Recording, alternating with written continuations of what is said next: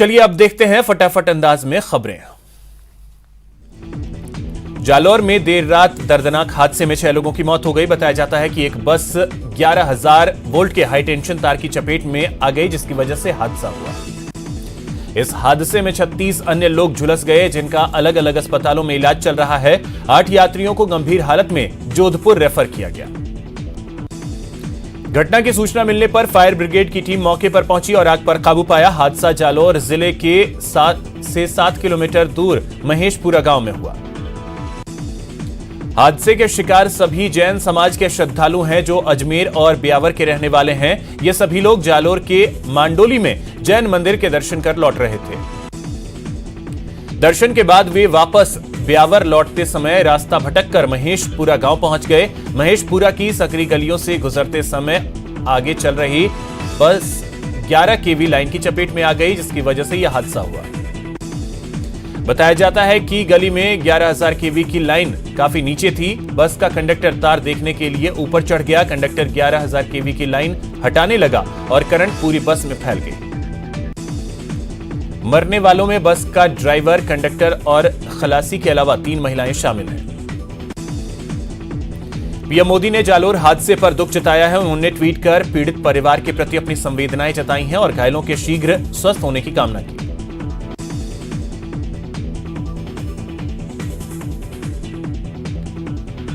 वहीं जालौर हादसे पर सीएम अशोक गहलोत ने भी दुख जताया है। सीएम ने ट्वीट कर पीड़ित परिवारों के प्रति अपनी संवेदना जताई और घायलों के जल्द स्वस्थ होने की कामना की।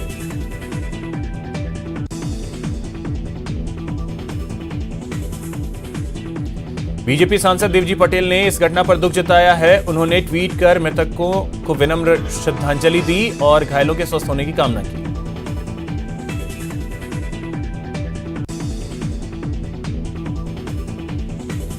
इस बीच सीएम ने मृतकों के परिजनों को 2-2 लाख रुपए मुआवजा देने का ऐलान किया है। साथ ही गंभीर रूप से घायलों को 50-50 हजार रुपए की सहायता राशि दी जाएगी। सीएम अशोक गहलोत ने आज राज्यपाल कलराज मिश्र से मुलाकात की। बताया जाता है कि सीएम ने राज्यपाल के साथ कोरोना वैक्सीनेशन की प्रगति पर विस्तार से चर्चा की। सीएम गहलोत 22 जनवरी को केरल के दौरे पर जाएंगे। सीएम केरल विधानसभा चुनाव को लेकर ऑब्जर्वर कमेटी की बैठक लेंगे। पीएम नरेंद्र मोदी ने वीसी के जरिए 8 नई ट्रेनों को हरी झंडी दिखाई। ये ट्रेनें देश के अलग अलग इलाकों से गुजरात के केवड़िया के लिए शुरू की जा रही हैं।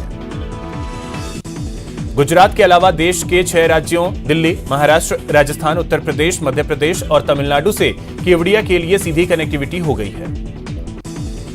इस मौके पर पीएम मोदी ने कहा कि रेलवे के इतिहास में पहली बार हो रहा है जब अलग अलग जगहों से इतनी ट्रेनों को हरी झंडी दिखाई गई। यह आयोजन सही मायने में भारत को जोड़ने का प्रयास है। पीएम ने 8 ट्रेनों को हरी झंडी दिखाने के साथ ही कई और विकास कार्यों का शिलान्यास और लोकार्पण किया। कृषि कानूनों के खिलाफ दिल्ली बॉर्डर पर चल रहे किसान आंदोलन का आज 53वां दिन है। इस बीच एनआईए ने किसान आंदोलन से जुड़े 50 से ज्यादा नेताओं और कारोबारियों को समन भेजा है। डॉक्टर BL जाटावत ने RSSB के अध्यक्ष पद से इस्तीफा दे दिया है। लगातार 2 परीक्षाओं के पेपर लीक होने के बाद उनके इस्तीफे की मांग उठ रही थी। हिंडौन सिटी के मोहन नगर टेलीफोन एक्सचेंज चौराहे पर एक बेकरी की दुकान में आग लग गई, जिसकी चपेट में आसपास की और भी कई दुकानें आ गई। आग लगने से बेकरी की दुकान में रखा सामान जलकर खाक हो गया। भरतपुर के पिपरऊ गांव के पास ट्रेन की चपेट में आने से एक छात्र की मौत हो गई। अंकित एक निजी विद्यालय में कक्षा 12वीं का छात्र था। दौसा में पुलिस और आबकारी विभाग की टीम ने कई इलाकों में छापेमारी कर 12 भट्टियों को नष्ट किया। साथ ही 9,000 लीटर वॉश नष्ट किए। जोधपुर में एटीएम लूट की कोशिश नाकाम हो गई। बताया जाता है कि तिवरी में कुछ लुटेरे गैस कटर ले एटीएम की तिजोरी काट रहे थे, लेकिन इस बीच राहगीरों को देखकर लुटेरे फरार हो गए। टोंक के उनियारा कस्बे में बुजुर्ग दंपत्ति को बंधक बनाकर लूट और मारपीट के 3 आरोपियों को पुलिस ने गिरफ्तार कर लिया है। साथ ही लूटा हुआ माल भी बरामद कर लिया। पाली में पुलिस ने युवक की हत्या के 24 घंटे के अंदर 5 आरोपियों को गिरफ्तार कर लिया है। गिरफ्तार आरोपियों में मृतक की पत्नी और 2 साले भी शामिल हैं। अलवर के नीमराणा पुलिस ने लादेन गैंग के एक गुर्गे को गिरफ्तार किया है। आरोपी ने कुख्यात बदमाश लादेन के नाम से रंगदारी मांगी थी। अलवर में पुलिस ने देसी शराब के साथ एक आरोपी को गिरफ्तार किया है। आरोपी के कब्जे से शराब के 95 पौवे जब्त किए गए। प्रतापगढ़ के धरियावाद सलुम्बर रोड पर पिकअप वैन की टक्कर से बाइक सवार महिला सहित 3 लोग गंभीर रूप से घायल हो गए। कोटा के रामगंज मंडी में एक युवक ने फांसी का फंदा लगाकर खुदकुशी कर ली। मृतक सौरभ लंबे समय से गंभीर बीमारी से परेशान चल रहा था।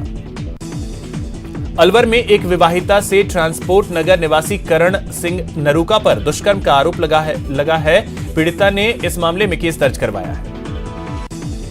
राजसमंद की रेलमगरा पुलिस ने एवीएनएल कर्मचारियों से मारपीट और लूट के आरोप में 4 शातिर लुटेरों को गिरफ्तार किया है। पूछताछ में चारों लुटेरों ने अपना गुनाह कबूल कर लिया। चूरू जिले का एक वीडियो सोशल मीडिया पर वायरल हो रहा है, जिसमें डीजे की धुन पर थिरक रहे लोगों के बीच एक युवक पिस्टल से फायरिंग कर रहा है।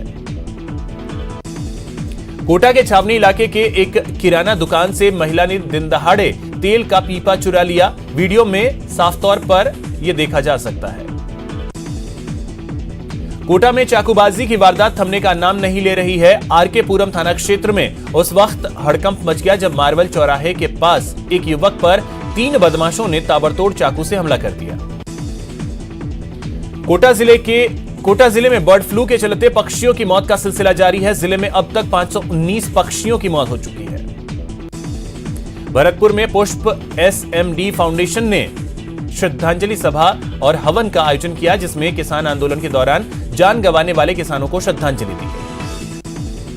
भरतपुर के कामा में किसान संवाद कार्यक्रम का आयोजन किया गया। इस दौरान कांग्रेस विधायक जाहिदा खान ने कहा कि नए कृषि कानून किसान विरोधी हैं। कोटा उत्तर नगर निगम के वार्ड नंबर 15 और 40 के बीच से गुजर रहे बरसाती नाले पर लगातार भूमाफिया अवैध कब्जा कर रहे हैं। इसको लेकर नगर निगम प्रशासन को कई बार शिकायत की गई, लेकिन कोई कार्रवाई नहीं हुई। कोटा के जेके लोन अस्पताल के गेट के बाहर गर्भवती महिला काफी देर तक तड़पती रही, लेकिन उसकी तरफ देखने वाला कोई नहीं था। अलवर के शाहजहांपुर में ट्रक चालकों से अवैध वसूली का सिलसिला जारी है। ट्रक चालकों ने परिवहन विभाग की टीम पर बेवजह प्रति ट्रक 100 से 200 रुपए वसूली का आरोप लगाया।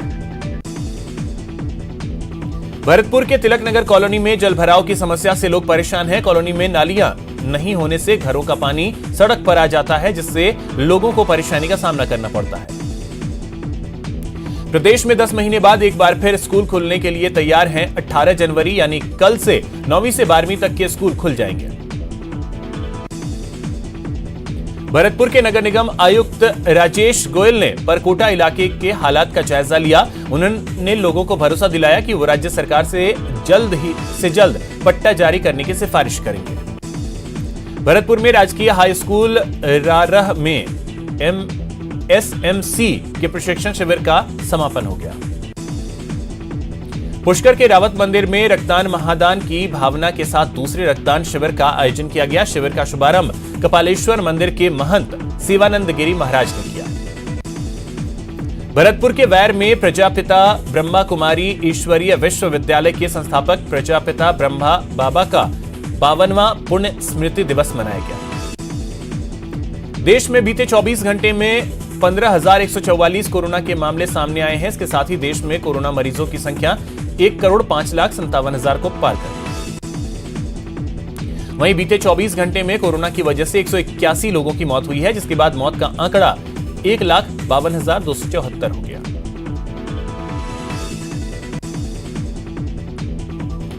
वहीं बीते 24 घंटे में देश में कुल 17,170 मरीज ठीक हुए हैं। इसके साथ ही रिकवर हुए मरीजों की संख्या 1,01,96,000 को पार कर गई।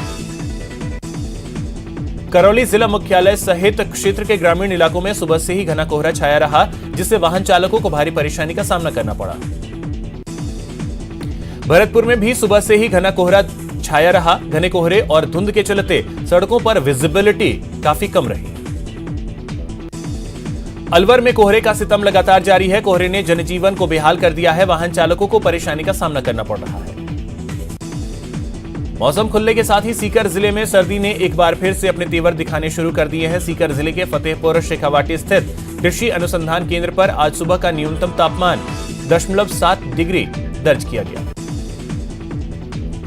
श्रीगंगानगर में पिछले एक सप्ताह से पड़ रही कड़ाके की सर्दी ने यहां के लोगों की दिनचर्या बदल कर रख दी है। मौसम विभाग ने बढ़ती सर्दी को देखते हुए येलो अलर्ट जारी किया है। असम के नागांव में एक गैंडा रिहायशी इलाके में घुस आया, जिसके बाद पूरे इलाके में हड़कंप मच गया। पोंगल के उपलक्ष्य में कोयंबटूर में भव्य कार्यक्रम का आयोजन किया गया। इस मौके पर पारंपरिक गीत, संगीत और नृत्य का आयोजन हुआ। ब्रिस्बेन में चौथे टेस्ट मैच के तीसरे दिन का खेल खत्म हो गया है। ऑस्ट्रेलिया ने दूसरी पारी में बिना कोई विकेट गंवाए 21 रन बना लिए हैं। इससे पहले टीम इंडिया की पहली पारी 336 रनों पर सिमट गई। भारतीय पारी का आकर्षण शार्दुल ठाकुर और वॉशिंगटन सुंदर की बल्लेबाजी रही। दोनों ने हाफ सेंचुरी जड़ी और 7वें विकेट के लिए 123 रनों की पार्टनरशिप की। इससे पहले जॉश हेजलवुड ने ऋषभ पंत को आउट कर टीम इंडिया को छठा झटका दिया। पंत का कैच कैमरून ग्रीन ने लिया। वे 23 रन बनाकर आउट हुए। लंच के बाद पहले ही ओवर में जोश हेजलवुड ने मयंक अग्रवाल को स्टीव स्मिथ के हाथों कैच कराया। वे 38 रन बनाकर आउट हुए। वहीं मिचेल स्टार्क ने कप्तान अजिंक्य रहाणे को मैथ्यू वेड के हाथों कैच कराया। वे 37 रन बनाकर पवेलियन वापस लौटे। यहां रुकेंगे एक छोटे से ब्रेक के लिए।